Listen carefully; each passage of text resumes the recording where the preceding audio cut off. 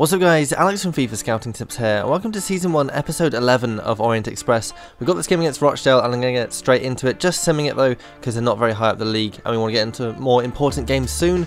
So we draw that one 0-0, we actually draw a blank.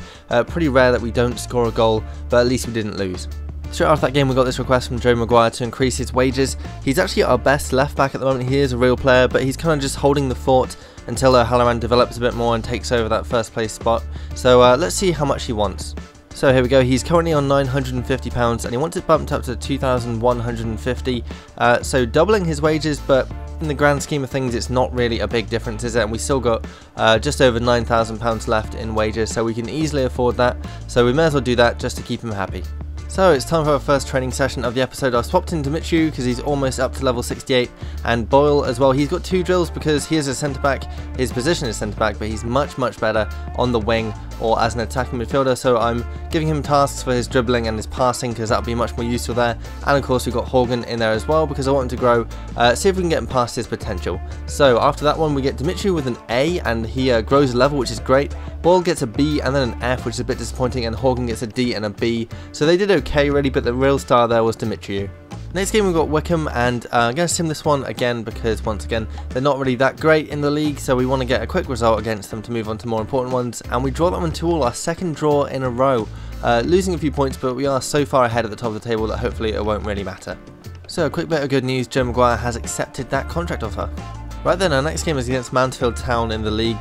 They are in the, I think they're about 3rd or 4th in the league, so they're doing really well. So we want to make sure we play this game and get a good result against them, just to make sure we stay top by a long way. So let's see if we can do that and get a win. We fired off an early warning shot when Bresson got the ball on the wing and then just went on a run and took on anyone he could, almost made it all the way, got tackled, but he kept on going, won the header which was eventually saved. It was a really good run, unlucky not to score from it, but then we made up for it. He got the ball, intercepted it and then surged forward. He got past the last defender as well, managed to hold him off with his strength, which was really good, and then just slotted it into the bottom corner.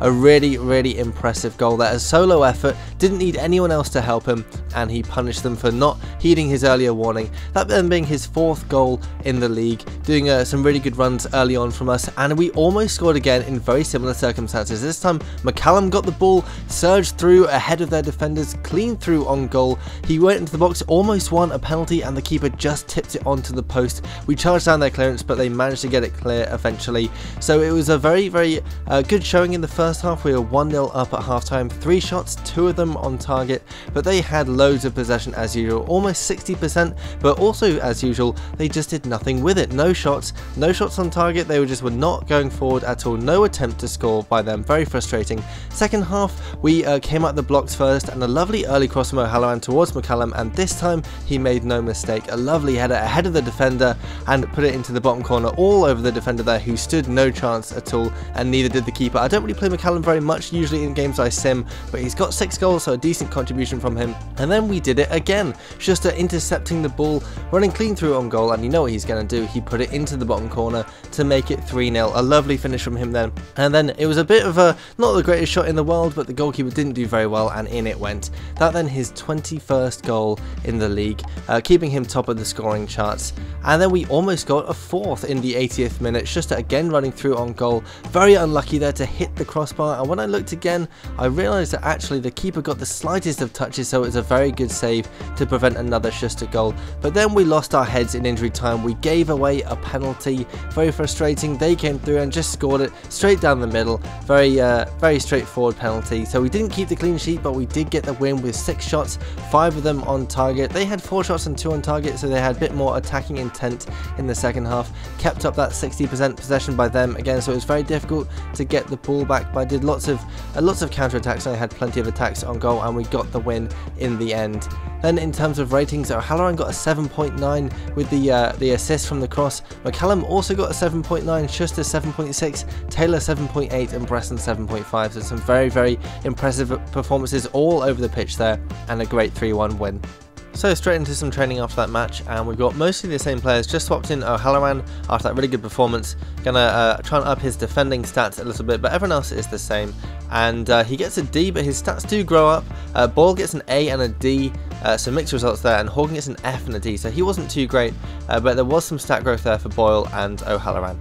So our next game is against Northampton. Like Mansfield, they're pretty close to the top of the table, so I want to play this match and see if we can get another good win, some more performances hopefully worthy of a victory. So let's see if we can do that. Let's see if we can get all 3 points. Bit of a weird start as the defender tried to tackle Coxon, just fell over, but he played it back to O'Halloran, who put in a really good cross towards the back post, and look at that from a header from Schuster. Absolute bullet into the bottom corner, keeper stood no chance, and it's another assist from O'Halloran with a cross. He's doing really well from wide positions. That now Schuster's 22nd goal in the league, and I think his first header. They almost replied instantly with a fantastic volley that just skimmed over the bar, very unlucky. We then came close as well with Spark from the edge of the box, blasted it onto the crossbar with the keeper stranded. Very unfortunate there not to score.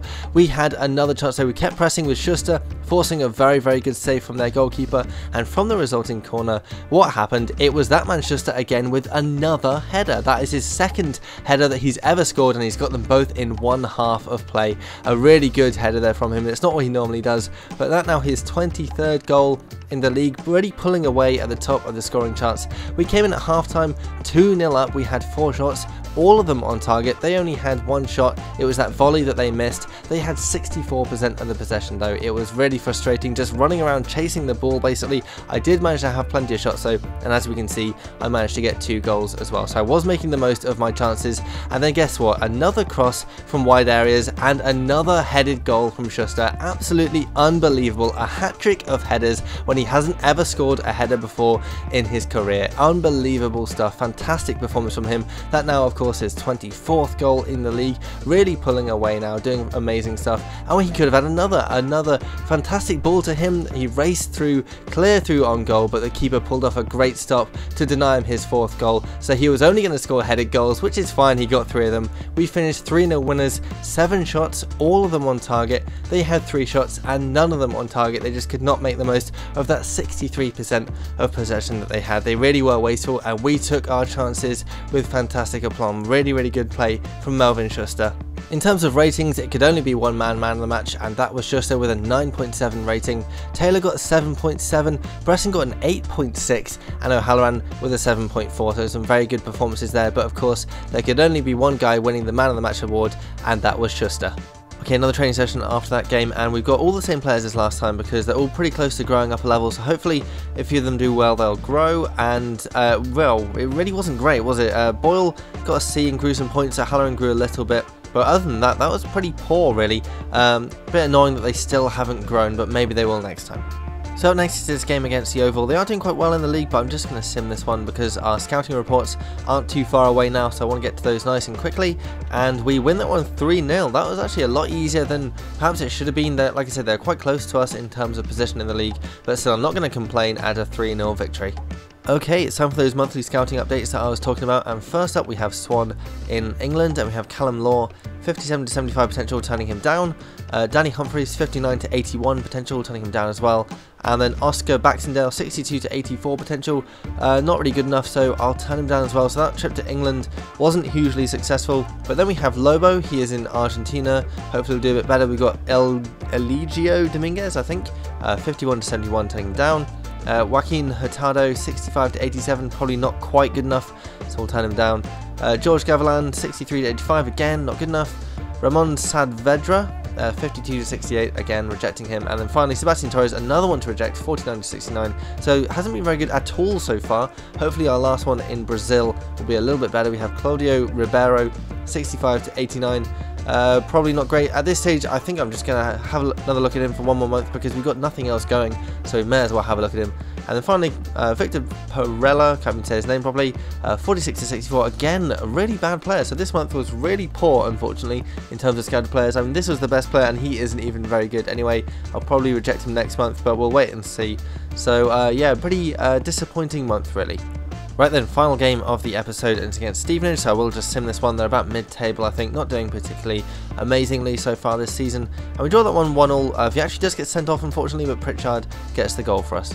Right, more training, same players again, because I'm determined at least one of them is going to grow. We have to get there eventually. They're all pretty close, and yes, finally we get 2 of them growing. Hagen and O'Halloran grow a point. Boyle doesn't grow because he got 2 Ds, unfortunately, so he's still stuck, approaching the next level, but at least we got some growth from 2 of our players.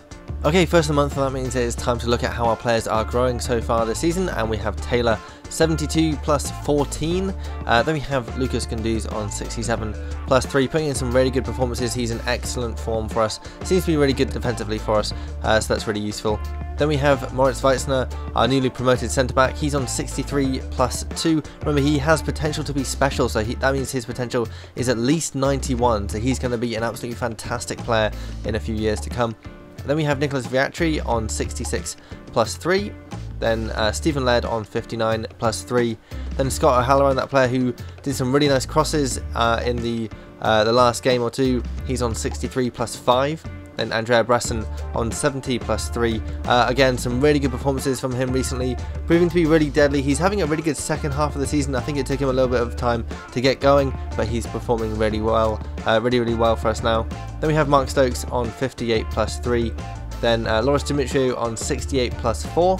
And then Ben Creevy on 56 plus 2. Before we come to Stephen Martin on 55 plus 4. Then we have one or two real players before we get to our strikers, with Schuster on 70 plus 5, now on 24 goals, that's 24 in 29 in the league. Fantastic performance, still at the top of the scoring charts. And then we have finally Paul Spark on 64 plus 6, he's been growing really nicely as well. So that is how all our players are growing so far this season. And as well as that, it's time to look at our youth academy, all our players in there. So we have Cristobal Cabrera on 60 overall at 16 years old with 74 to 82 potential. Good at free kicks in particular, so hopefully he'll score us some goals from that sort of thing.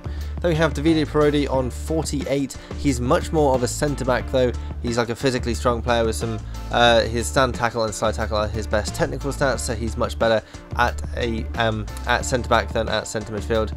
Then you have Diego Rodriguez on 62 at 15 years old. That is a fantastic overall to have for that age. 71 to 83 potential. Once again, another one who's good at free kicks and passing, so hopefully he'll be a good creator from that position.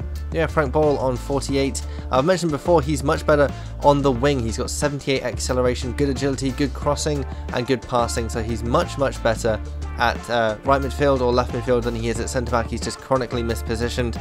And we have Kevin Mckenzie on 60 overall, 74 to 80 potential. Once again, another one who's good at free kicks. It seems to be quite a thing that you get with the playmaker player type. They're good at free kicks for some reason. Then we have Mark Jacob in goal, 63 at 15 years old, another amazingly rated 15-year-old player with 80 to 90 potential. Really looking forward to seeing him growing in the future.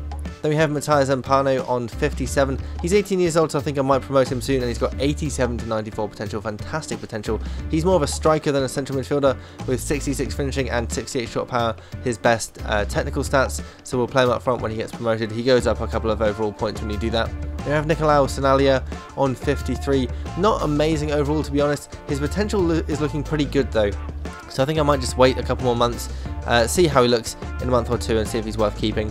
Then we have Ryan Hagen on 67 at 16 years old. This is the player which I'm thinking about trying to get past his potential, because he's only 6 points off his minimum potential range and he's just 16 years old, so he can easily exceed it. So I want to see how high he can grow really.